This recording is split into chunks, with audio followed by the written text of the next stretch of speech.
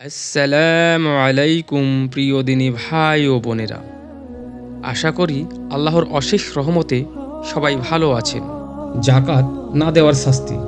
ইসলামের 5টি স্তম্ভের মধ্যে গুরুত্বপূর্ণ একটি স্তম্ভ হচ্ছে জাকাত। সঠিকভাবে জাকাত প্রদান করলে সম্পদ পবিত্র হয়। এটি বিত্তবানদের পরিশুদ্ধ করে, দারিদ্র্য মোচন করে, উৎপাদন বৃদ্ধি করে, অর্থনৈতিক বৈষম্য হ্রাস করে এবং সমাজে শান্তি আনে। কোরআনে জাকাত না আদায়ের কঠিন শাস্তি। জাকাতের বিধান কেউ অস্বীকার করলে সে মুসলিম হিসেবে গণ্য হবে না। এটি মহান আল্লাহর অবশ্য পালনীয় বিধান। পবিত্র কোরআন ও হাদিসে জাকাত আদায় না করলে কঠিন শাস্তির কথা বর্ণিত হয়েছে।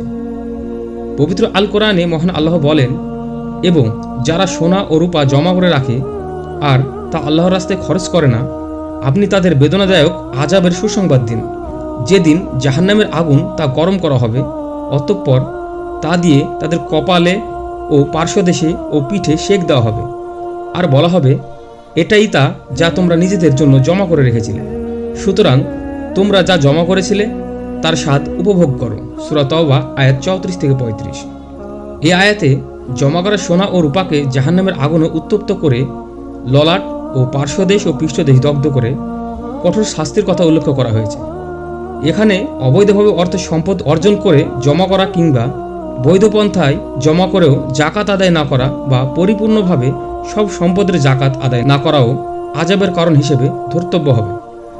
হাদিসের বর্ণনায় জাকাত আদায় না করার পরিণতি আবু হুরায়রা রাদিয়াল্লাহু তাআলা আনহু থেকে বর্ণিত, আল্লাহর রাসূল সাল্লাল্লাহু আলাইহি সাল্লাম বলেছেন, যাকে আল্লাহর সম্পদ দান করেছেন কিন্তু সে এর জাকাত আদায় করেনি, কিয়ামতের দিন তার সম্পদটাকে মাথা বিশিষ্ট বিষধর সাপের আকৃতি দিয়ে তার গলায় ঝুলিয়ে দেওয়া হবে।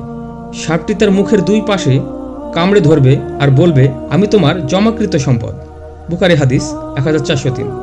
যারা তাদের পালিত পশুর জাকাত আদায় করে না তাদের ব্যাপারে রাসূলুল্লাহ সাল্লাল্লাহু আলাইহি সাল্লাম ইরশাদ করেছেন, আর যেই সব উট, গরু ও ছাগলের মালিকের জাকাত আদায় করবে না, কিয়ামতের দিন উট, গরু, ছাগল মোটা তাজা অবস্থায় মালিকের নিকটে আসবে এবং তাকে ওদের পা ও খুর দিয়ে দলিত মথিত করতে থাকবে এবং শিং দিয়ে আঘাত করবে। এক পশু অতিক্রম শেষ করলেই প্রথমটি পুনরায় এসে এমনভাবে আঘাত করতে থাকবে, আর এইভাবে চলতে থাকবে যতক্ষণ না মানুষের বিচার শেষ হবে। মুসলিম হাদিস। তাই আসুন আমরা সবাই সঠিকভাবে জাকাত আদায় করে মহান আল্লাহর সন্তুষ্টি অর্জন করি, দুনিয়ার লোভ লালসা ত্যাগ করি, মহান আল্লাহর ভয়াবহ শাস্তি থেকে নিজেদের রক্ষা করি। আমিন। সবাই ভালো থাকবেন এবং সুস্থ থাকবেন। খোদা হাফেজ।